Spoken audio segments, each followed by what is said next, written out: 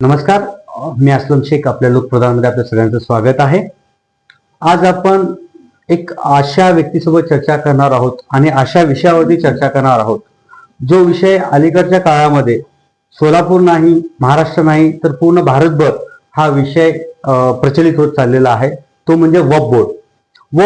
वक्फ bill काय आहे, कशामुळं हे सगळं वातावरण जे आहे ते बिघडत चाललेलं आहे, त्यासाठी आपण आज सविस्तर माहिती घेण्यासाठी आपण आपल्या स्टुडिओमध्ये आज बोलवलं आहे मौलाना इब्राहिम कासमी यांना. आपलं स्वागत आहे लोकप्रधानमध्ये. तर या संदर्भात आपण जी चर्चा करायची आहे ती वक्फ बिल. कासिम साहब, मैं हिंदी में आपको बात करना चाहता हूँ. तो वक्फ बिल के लिए लेके ये जो महाराष्ट्र में रहने दो, सोलापुर में रहने दो, तो पूरे हिंदुस्तान में जो चल रहा है ये एक्चुअल मसला क्यों चल रहा है, किस वजह से ये जनरेट हो रहा है कि मसला ये ऐसा होना चाहिए वक्फ बिल को लेके. तो एग्जैक्टली हमारे दर्शकों को ये जानना है कि वक्फ बिल है क्या.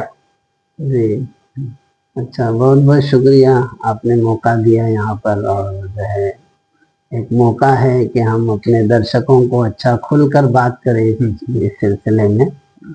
सब में पहली बात तो ये है कि मैं अपनी बात शुरू करने से पहले एक छोटी सी थोड़ी दूसरी बात रखता हूँ ताकि पूरा कंसेप्ट क्लियर हो जाए. ओके.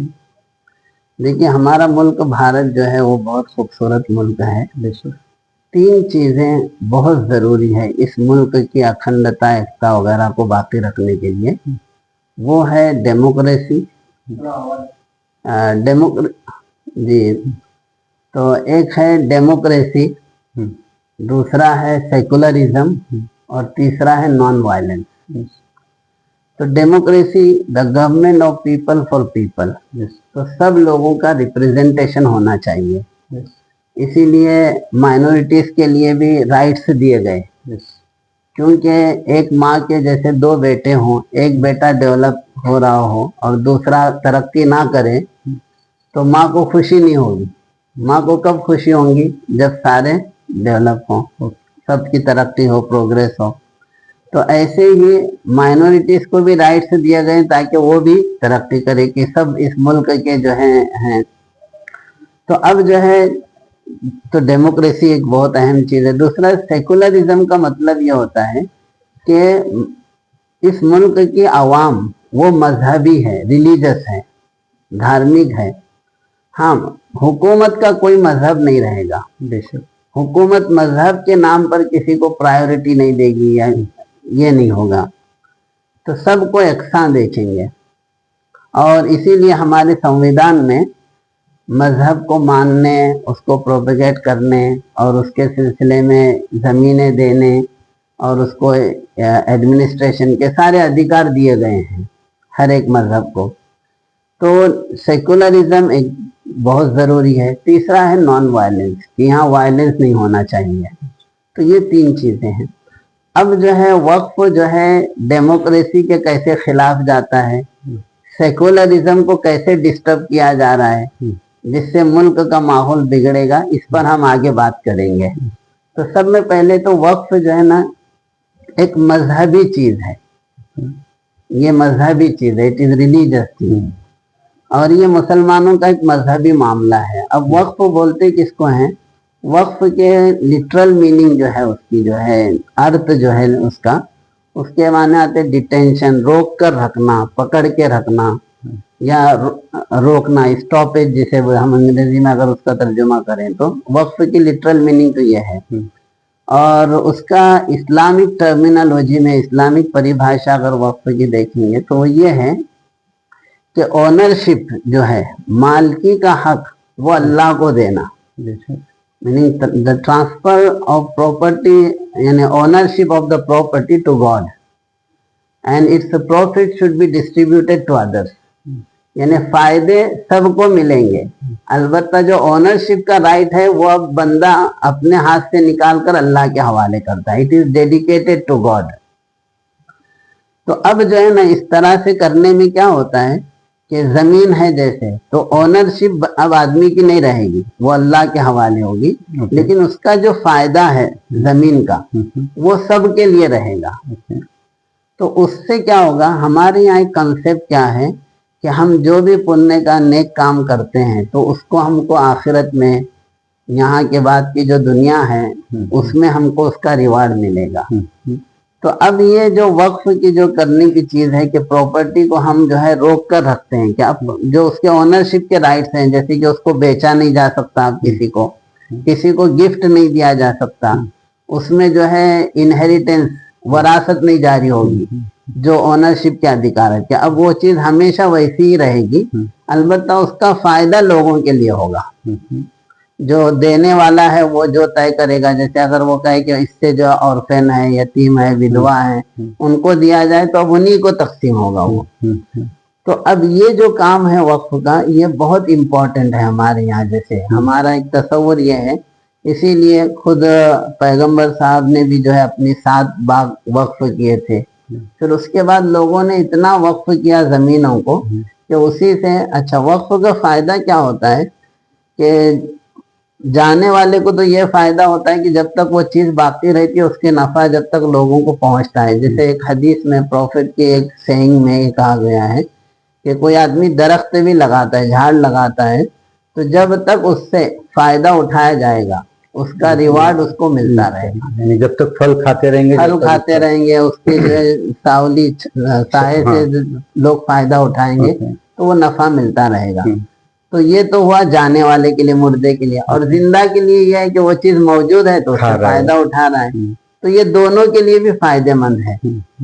फिर तीसरी चीज क्या होती है कि इलाज करना लोगों का, लोगों की जरूरियात को पूरी करना, हॉस्पिटल बनाना, उनके लिए मुसाफिर खाने जो है ना, लोगों की सहूलत के लिए घर बनाना, ये सब काम हुकूमत की जिम्मेदारी रहती है।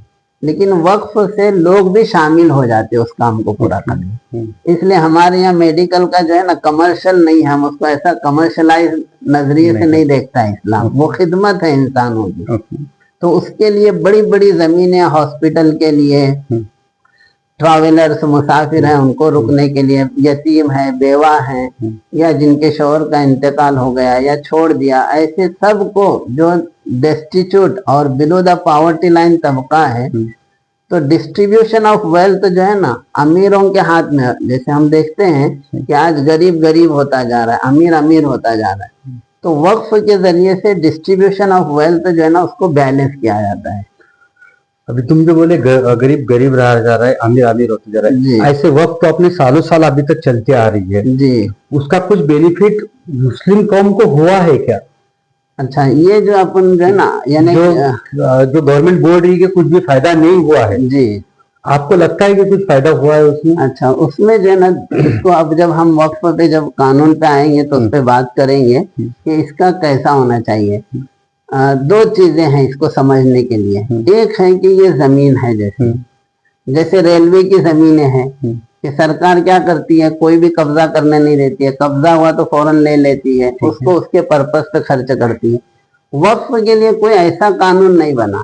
हमारी मांग क्या थी कि वक्फ की जितनी जमीनें हैं सरकार जो है ऐसा कानून में यह करे कि वो सारी जमीनें जो इलीगल इंक्रोचमेंट है, नाजायज कब्जे हैं, आप उनको हटाओ और वो जमीन का फायदा उठाकर फिर जो है यूनिवर्सिटीज, स्कूल, कॉलेजेस, बेवा, यतीम के लिए खर्च करे। सरकार उसमें तो इंटरेस्ट नहीं बता रही है जो करने के काम है, बल्कि ऐसी चीज कर रही है जिससे उसको खुद को इख्तियार मिले, बजाय इधर जाने के अब इसके पास चली जाए, बजाय वक्फ को जाना चाहिए वो गवर्नमेंट में जाए।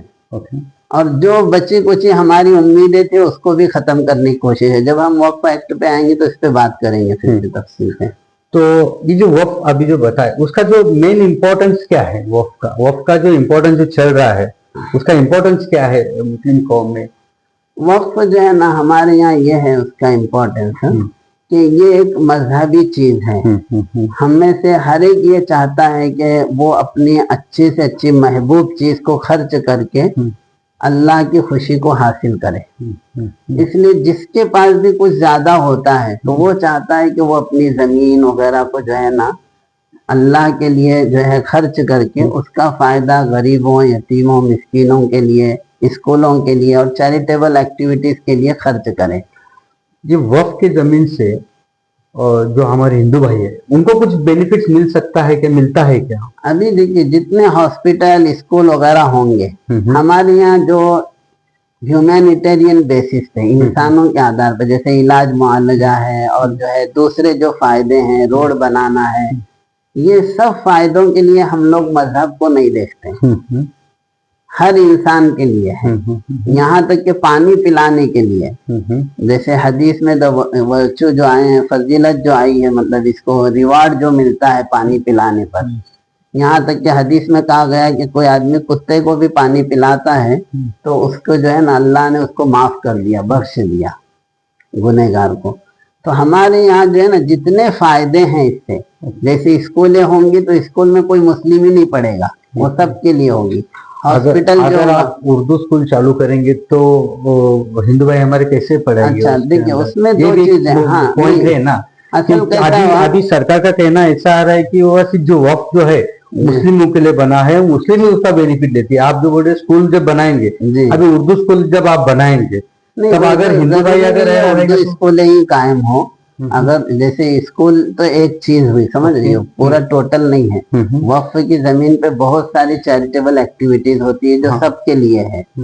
अच्छा, उर्दू स्कूलें भी अगर बनती है समझिए, तो ये स्कूलें एज अ होल सारे सिटीजन्स के लिए ही है, ठीक है ना।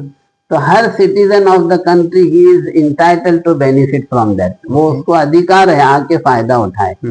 अब हमारे मुल्क में उर्दू को मुसलमानों की जुबान बनाया, जबकि उर्दू कोई मुसलमान की जुबान नहीं है, ये तो सभी के लिए है।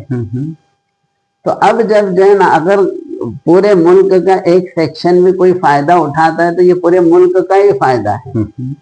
तो इसको इस एतबार से बांटना कि ये सिर्फ मुस्लिम के लिए है, ये सही नहीं है। तो वक्फ की जो जगह है, ऐसे बोला जा रहा है कि ऐसा मानना है लोगों का जी, और कि फर्स्ट में डिफेंस की जो लैंड है वो ज्यादा है, सेकंड में आता है तो रेलवे की है, उसके बाद वक्फ की आता है। क्या ये सही है? नहीं, ये बात बिल्कुल गलत है। और ये जो है ना मीडिया के जरिए से, जो मेन स्ट्रीम मीडिया है वो काफी प्रोपेगेंडा इस सिलसिले में फैला रहा है।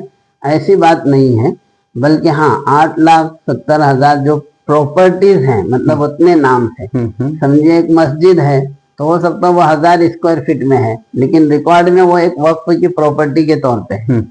वक्फ के एकड़ में अगर देखेंगे तो 6 लाख एकड़ से ज्यादा नहीं है। और जबकि अगर हम देखेंगे तमिलनाडु वगैरह की तरफ ही, अगर उधर ही का यानी मंदिरों का रिकॉर्ड देखेंगे तो 9 लाख से ज्यादा है। तो ये एक प्रोपेगेंडा फैलाया जा रहा है कि मुसलमानों की जमीन वक्फ यानी इतनी ज्यादा है बोलकर। दूसरी बात, हमारे मुल्क में 7,77,000 गांव है, हर गांव में मुसलमान है।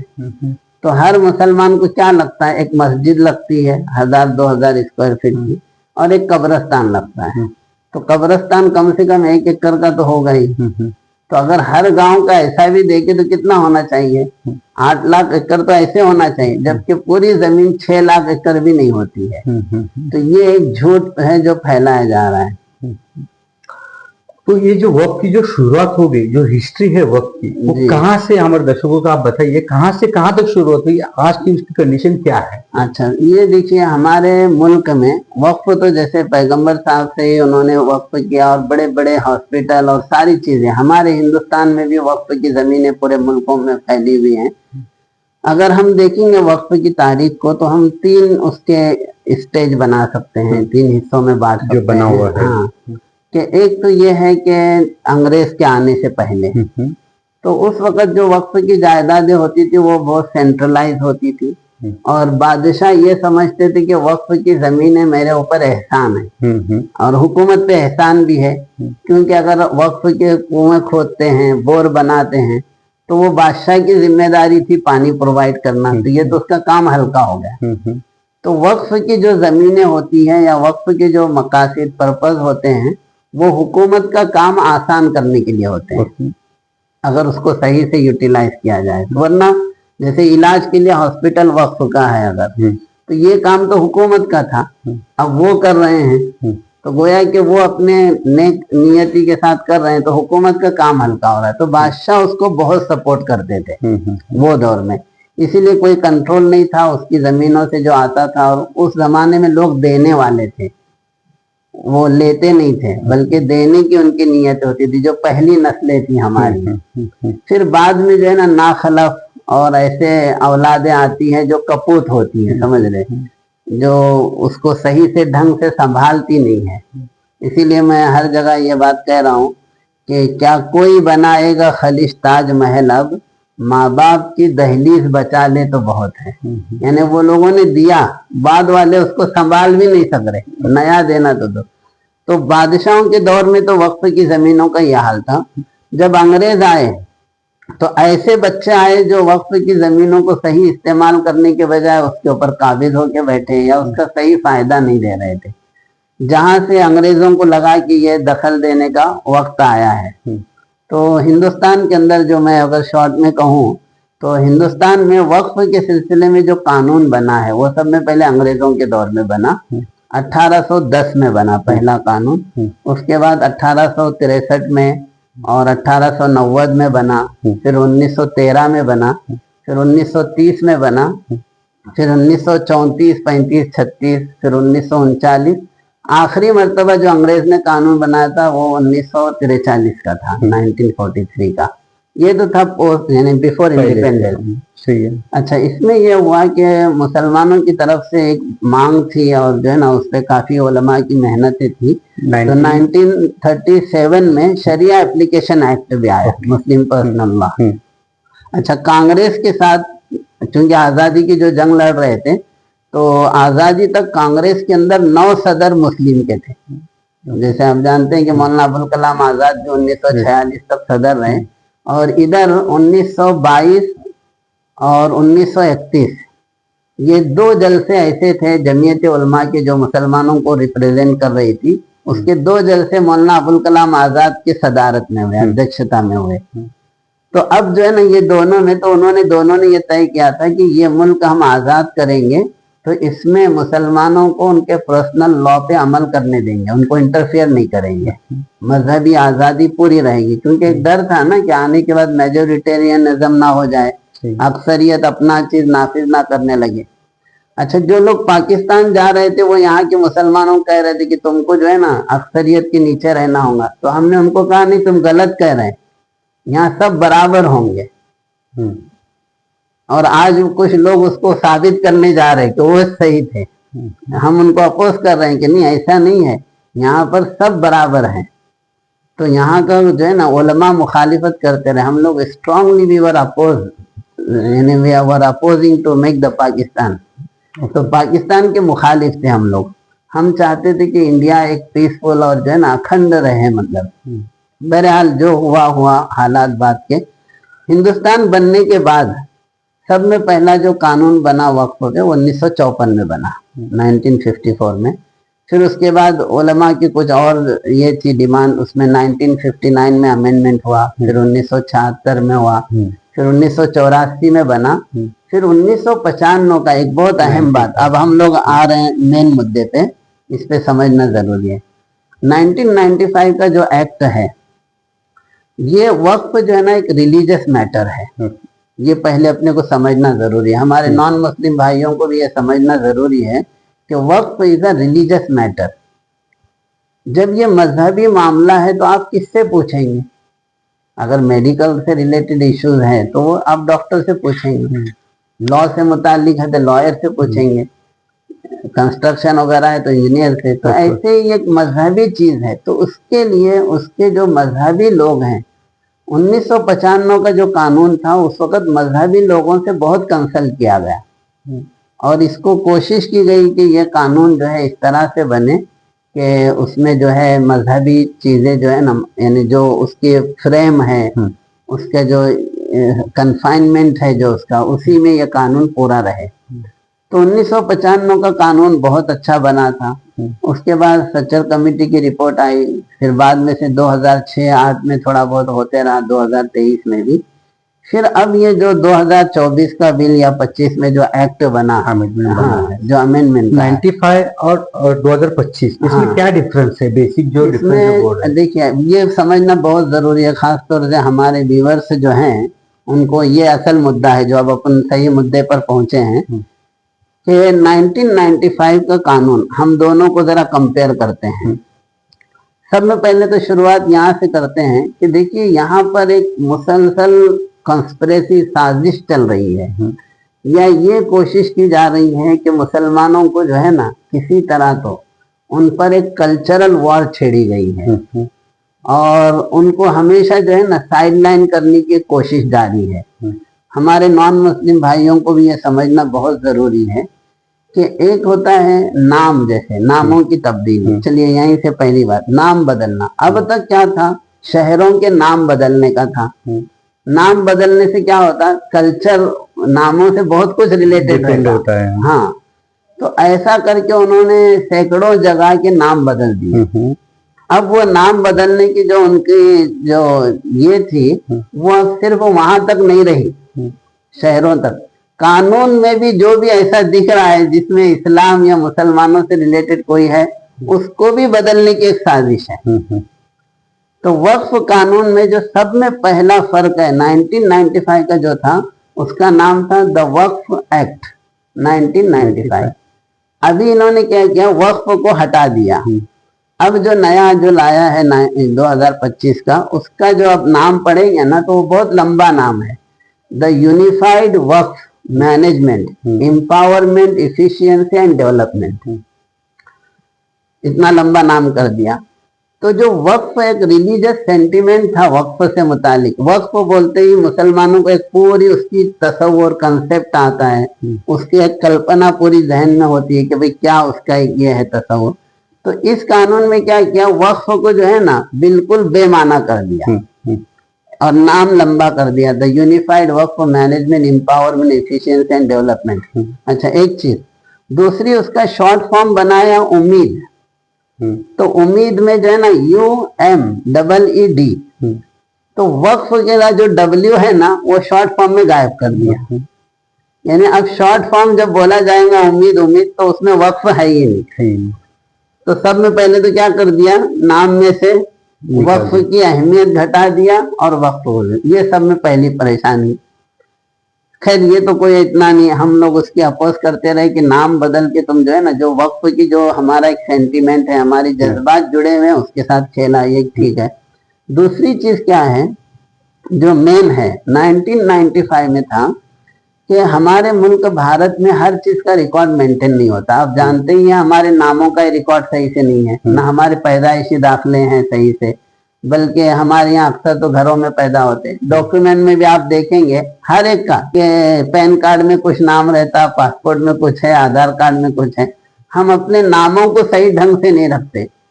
फिर ये जगह जो थी वक्फ की, अब मैंने जैसे आपको कहा कि 8,70,000 से ज्यादा जो प्रॉपर्टीज हैं, खुद JPC भी ये मानती है कि 4 लाख से ज्यादा प्रॉपर्टीज ऐसी हैं जिसका रिकॉर्ड नहीं है। यानी आपको कहीं भी उसका रिकॉर्ड नहीं मिलेगा।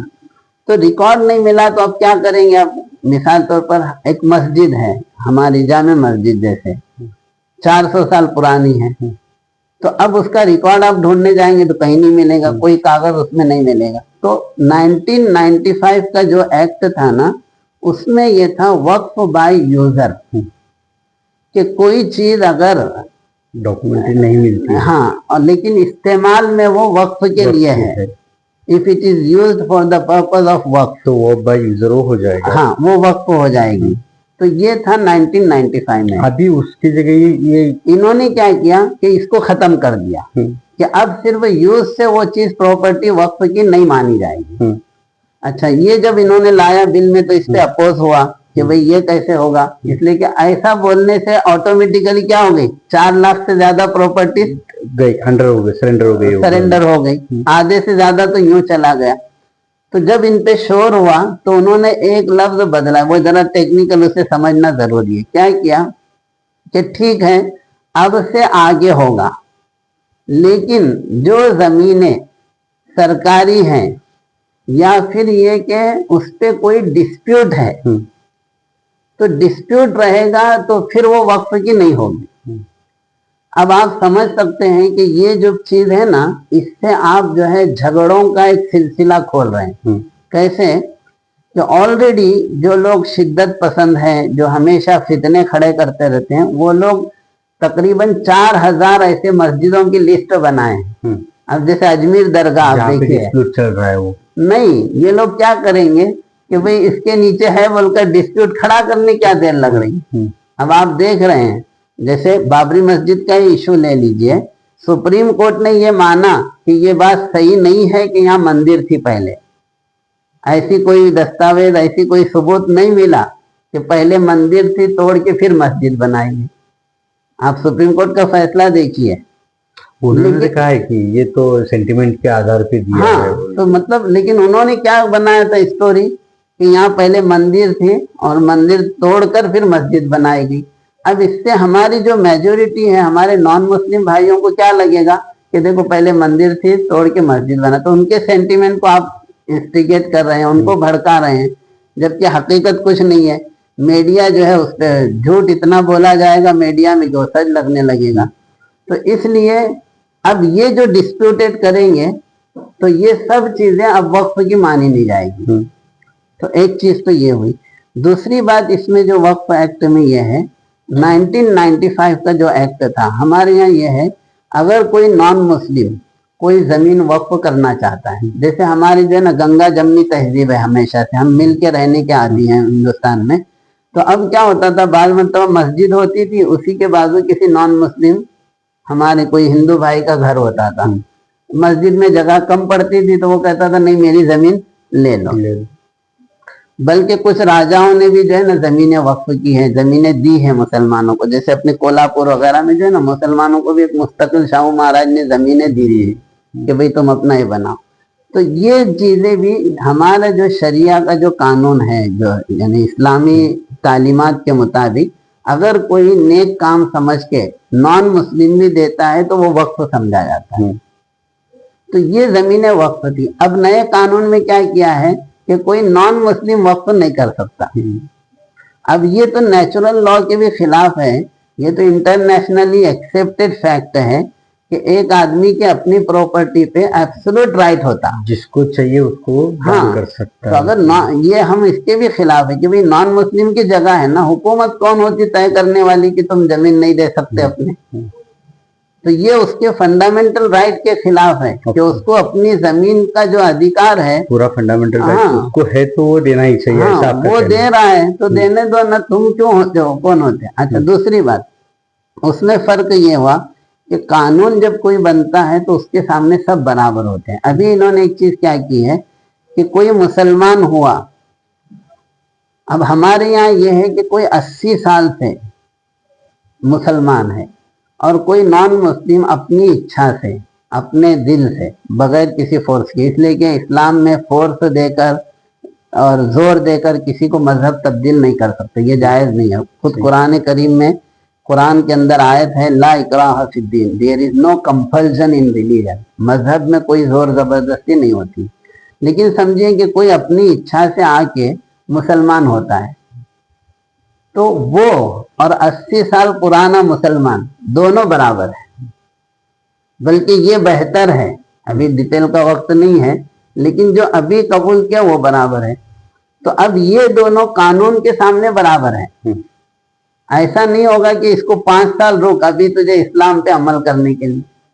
तो वक्फ एक रिलीजियस मैटर है, तो अगर वो मजहबी कोई खैर का काम करना चाहता है तो कोई 5 साल पुराना हो या अभी बना हो, दोनों को अधिकार एक सा होना चाहिए मजहब पर अमल करने का। लेकिन इस कानून में यानी 1995 में तो ये चीजें नहीं थी। 2025 में यह है कि कोई आदमी मुसलमान होता है तो उसे 5 साल वक्फ करने की इजाजत नहीं है। अच्छा, 5 साल भी, उसमें भी एक लफ्ज है प्रैक्टिसिंग मुस्लिम हो वो। अब प्रैक्टिसिंग मुस्लिम को कौन डिफाइन करेगा कि ये प्रैक्टिसिंग है। अब आप देख सकते हैं कि ऑफिसों में फिर कैसी हैरानी होगी कि वो तो प्रैक्टिस कर रहा है या नहीं, तो मस्जिद जा रहा है या नहीं जा रहा है, तो पूरे उसके टीचिंग पे मतलब अमल कर रहा है या नहीं कर रहा है, ये कौन चेक करेगा। तो इन चीजों की वजह से वक्फ का जो मामला है वो बिल्कुल खत्म हो जाएगा। अब नया वक्फ करने वाला बहुत सारी हैरानी में आ जाएगा। फिर दूसरी बात और भी इसमें जो है ना, जैसे यानी अभी नया और 5 साल की प्रैक्टिसिंग का ये भी कानून है। तीसरी चीज इसमें एक और बहुत अहम है कि ट्रांसफर ऑफ प्रॉपर्टी एक्ट भी जो है 19वीं सदी का, उसके एतबार से अगर वर्बली भी आप किसी चीज को वक्फ करते हैं दो गवाहों के सामने, तो वो भी चीज वक्फ होती है। अब ये नए कानून में ये है कि नहीं, इसको वक्फ नहीं माना जाएगा। तीसरी और भी जो है ना, इसमें कई सारे, बल्कि हमको पूरे नए वक्फ एक्ट से जो हमको परेशानी है। देखिए अब यहाँ दो बातें और समझना है। कुछ लोग समझ रहे हैं कि जब सुप्रीम कोर्ट में है ही मसला तो हम लोग प्रोटेस्ट क्यों कर रहे हैं, लेकिन यहाँ समझना जरूरी है। सुप्रीम कोर्ट में जो हम गए हैं वो ये है कि इसकी कुछ बातें हमारे फंडामेंटल राइट्स के खिलाफ है।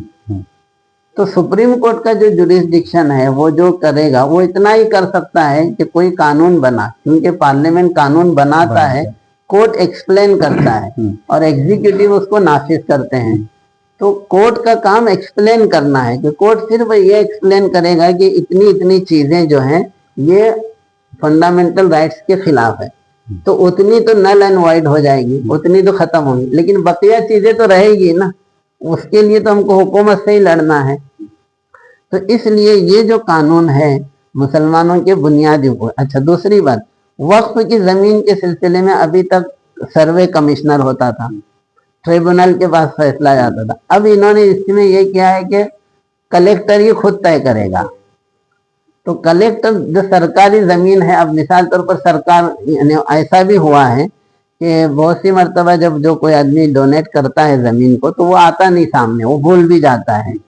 तो वो जमीन अब सरकारी रिकॉर्ड पे चढ़ गई थी, तो जब उसको बारे में जो है ना बोर्ड ने एक्शन लिया और ट्रिब्यूनल में आया तो फिर वो सरकार से और जो है ना वक्फ बोर्ड उस पर करेगा।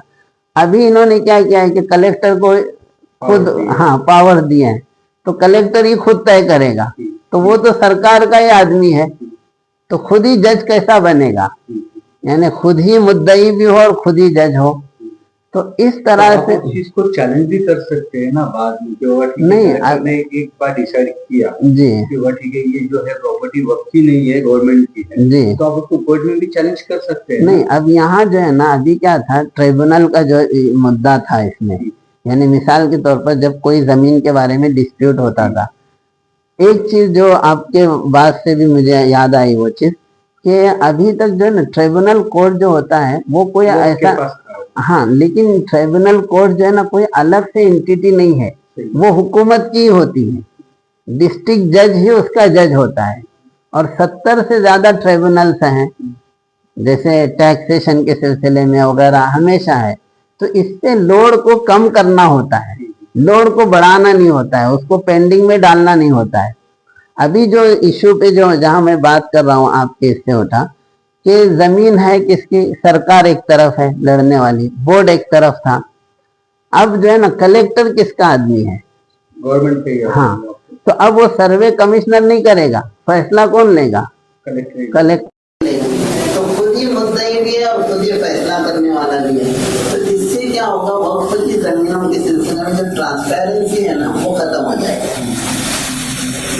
इस तरह से वक्फ की बहुत सारी जमीन है। अच्छा, और एक चीज जो मतलब है, हम लोग टाइम को भी देखते हुए बात कर रहे हैं, एक चीज ये भी है कि सरकार जो है ना, जैसे कि और भी बहुत सारी चीजें हैं, बहुत सी चीजों में सरकार अपने हाथ में पावर ले रही है। इसीलिए जब मैं नाम पढ़ा इसका नया कानून का एम्पावरमेंट, तो मैं ऐसा समझ रहा था कि शायद गरीबों को एम्पावर करेंगे, लेकिन ये एम्पावरमेंट गरीबों के लिए नहीं, सरकार खुद एम्पावर होना चाहती है, तो उसके पास अधिकार आ जाए, वो कानून बना सके उसके बारे में कि इसको किस चीज में इस्तेमाल करना है। हमारी बात इसी थी कि जो गवर्नमेंट ने अभी जो डिसाइड किया है कि 2 नॉन मुस्लिम लोग और 2 महिला लोग, जो मुस्लिम महिला रहेंगी, उसके बारे में आपका क्या कहना है? महिलाओं का तो पहले ही से प्रोविजन था, महिलाओं का कोई ऐसा स्टॉप नहीं था कि उनको नहीं दिया जा सकता। अलबत्ता 2 नॉन मुस्लिम लेने, देखिए अभी मैं बता रहा था कि नॉन मुस्लिम को वक्फ करने से तो रोक दिया कि नॉन मुस्लिम को अलाउड नहीं है, जबकि वो उसका अधिकार है अपनी जमीन पे जो जाए करने का। लेकिन इंतजामी उम्र में 2 नॉन मुस्लिम को कंपल्सरी लेकर आ रहे हैं। अब ये है कि मैंने जैसे शुरू में कहा कि वक्फ इज अ रिलीजियस मैटर, ये मजहबी मामला है।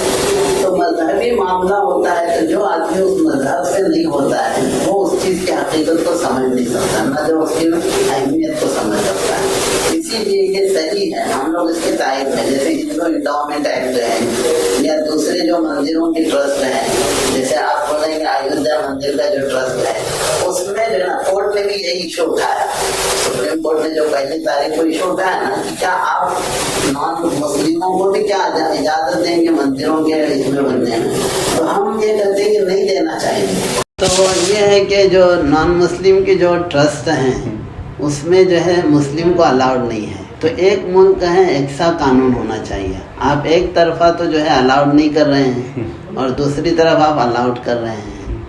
अच्छा, हमें इसमें भी दिक्कत नहीं कि इंतज़ामी उमूर वगैरह में, मसला ये है कि वो उस चीज़ की अहमियत को नहीं समझेंगे। तो इससे क्या होगा, आने वाले वक्त में वक्फ की जायदादों की जो सही हिफाजत होनी चाहिए वो उसमें कहीं ना कहीं कमी आएगी। तो हम ये समझते हैं कि ये पूरा कानून की जो अमेंडमेंट किए गए हैं एक पूरी सोची समझी साजिश है मुसलमानों को कमज़ोर करने के लिए।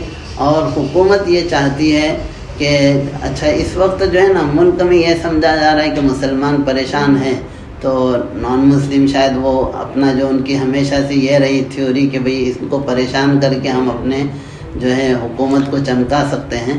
तो लेकिन ये है कि हकीकत क्या है कि ये चीज़ जो है ना बुनियादी हुकूक के ख़िलाफ़ है।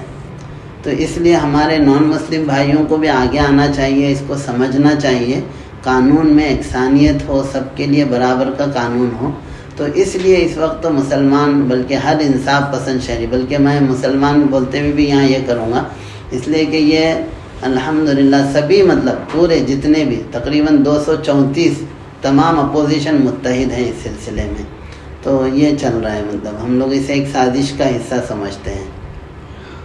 तुम्हें ये लगता है कि जो भारत जो देश है अपना डेमोक्रेटिक कंट्री है जी, तो इसके अंदर ये सब चीज़ें, ये सबका राइट्स है, वो राइट्स छीन रहे, ऐसा कुछ लग रहा है आपको? हाँ, बहुत तरह से, बल्कि मैं तो बहुत खुल के इस पे बात करूँगा।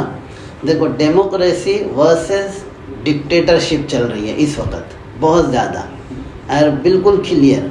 कैसे कि डेमोक्रेसी का मतलब यह होता है कि लोगों को सुना जाए, लोगों की आवाज़ को सुना जाए, और ये लोगों की हुकूमत है, डिक्टेटरशिप नहीं है कि वन मैन शो या अपना जो दिल बोला वही करना है। नहीं, आप देखेंगे, आप ज़रा देखें उसको, 1 करोड़ से ज़्यादा राय गई है इसके खिलाफ, समझ रहे? यानी 1 करोड़ से ज़्यादा मुस्लिम पर्सनल लॉ बोर्ड जो ऑर्गेनाइजेशन है 1 करोड़ से ज़्यादा उस पर अपोज में गई है कि ये कानून हमें मंजूर नहीं है, ये ख़राब है हमारे लिए। अच्छा, दूसरी बात, पूरी अपोजिशन एक साथ है, ऐसा भी नहीं कि ये है उनकी बात। अच्छा, दूसरी बात, जॉइंट पार्लियामेंट्री कमेटी बनी। आप जॉइंट पार्लियामेंट्री कमेटी की रिपोर्ट पढ़े, 900 सफ़े पे वो रिपोर्ट है। जब मैं देख रहा था ना तो मुझे बहुत अफसोस हो रहा था। अफसोस की वजह ये थी कि जो भी बड़े बड़े लोग हैं या जो भी जो ना कैलिबर जिनका है, जैसे वक्फ बोर्ड्स थे अलग अलग जगहों के, अलग अलग स्टेट के वक्फ, वो सब ने अपोज में राय दी। लेकिन हुकूमत का मंशा ये है तो जेपीसी ने उसी को सजेस्ट किया। तो आप देख रहे हैं डिक्टेटरशिप कैसी हो रही है। आप अगर देखेंगे, जैसे कोई भी नाम का ही ले लीजिए, नाम के सिलसिले में सब ने अपोज किया। अच्छा, अपोजिशन ने 41 राय थी, उसमें से 23 अपोजिशन की थी, उनमें से एक को भी नहीं माना। तो ये क्या है, पार्लियामेंट की ज़रूरत क्या है? अगर पार्लियामेंट को जो है ना यही करना है तो रूलिंग पार्टी क्यों पार्लियामेंट पे खर्चा करने की ज़रूरत क्या है, इतना मतलब बड़ा खर्चा? वो वहीं से फ़ोन करके कहे रूलिंग पार्टी के अपने फैसला ले लिए, ये कानून पास करना है। तो इतनी देर तक और हर एक ने इतनी अच्छी अपनी बात दी, तो अपोजिशन को कंसीडर नहीं किया जा रहा है, आवाम को कंसीडर नहीं किया जा रहा है। अच्छा, ये जब मजहबी मामला है 1995 का, मैंने कहा ना कि सब मजहबी लोगों को लेकर कंसल्ट करके फिर बनाया था वो कानून। इस मर्तबा किसी को नहीं बुलाया गया, यानी किसी आलिम से उसमें राय ली गई हो, किसी से कंसल्ट किया हो, हमारी बड़ी भी। अच्छा, जेपीसी ने जो बुलाया तो ड्रामा था, बुलाया, बातचीत किया, उनकी एक बात नहीं मानी। तो इसलिए हम ये कहते हैं कि इस वक्त मुल्क में डिक्टेटरशिप की तरफ यह मुल्क जा रहा है, डेमोक्रेसी नहीं है। डेमोक्रेसी होती है तो लोगों की आवाज़ को सुना जाता है। अच्छा, दूसरी बात, डेमोक्रेसी में ये होता है कि ये हमारा फंडामेंटल राइट्स है कि हम अपने व्यूज़ को एक्सप्रेस करें। लोगों ने काली पट्टियां बांधी तो उनको पुलिस ने नोटिस दे दिया। तो ये तो डेमोक्रेसी के लिए अच्छी चीज़ नहीं है कि जहाँ लोगों की ज़ुबानें बंद कराई जाए, लोगों को धमकाया जाए। तो ये चीज़ें से साफ जाहिर हो रहा है कि मुल्क में इस वक्त जो है ना, जो डेमोक्रेसी का गला घोटा जा रहा है कहीं ना कहीं। तर आपण वक्फ बिल संदर्भात जे काही डिस्कशन केली आहे ती नक्कीच आपल्याला आवडली असेल. जर आपल्याला या संदर्भात आणखी काही माहिती हवी असेल तर आपण मौलाना इब्राहिम कासमी यांच्याशी आणखी एकदा पुन्हा एकदा चर्चा करूया. जर हा व्हिडिओ आपल्याला आवडला असेल तर नक्की लाईक करा, कमेंट करा, शेअर करा. धन्यवाद.